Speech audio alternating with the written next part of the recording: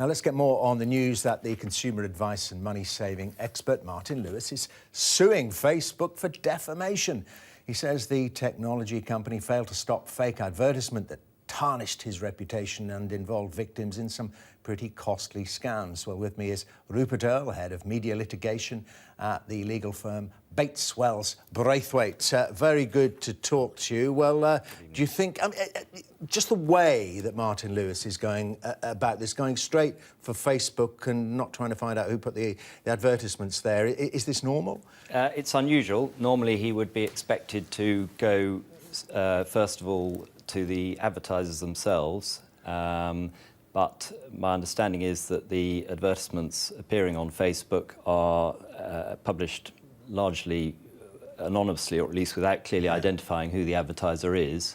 And Facebook have either not fully identified them to Martin Lewis, or if they have, he's found out that they're in jurisdictions where he can't readily sue them, or he is taking action and complaining to them, but another one pops up as soon as he whacks that one. It's a game of whack-a-mole. Whack-a-mole, yeah. So has he got a case then? I mean, you think he's got a case against Facebook here? I mean, if you were representing him. He has a case, certainly, but I don't think it's an open and shut case. The traditional position is that internet service providers have a degree of protection if they're simply hosting material on their platforms and are not actually participating actively in putting it together.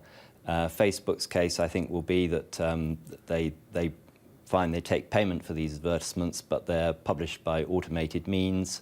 They don't actively moderate them. The law says they're not required to do so.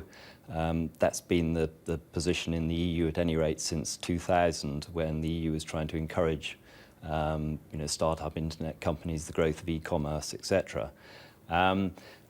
Whether that now needs to be revisited is a different issue.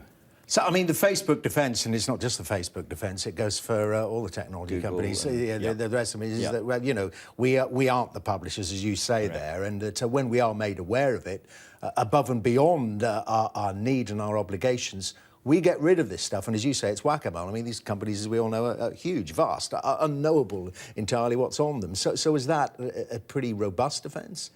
No, I don't think it's entirely robust. Martin Lewis's difficulty is that he's facing lots of these ads, and he says that they're causing damage to his reputation.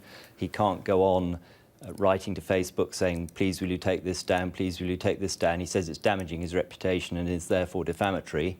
And providing he can show serious harm to his reputation and overcome any jurisdictional issues, because Facebook will no doubt say they're based in Ireland or in the US, not in the UK, he should have a good claim, or get a claim off the ground at any rate.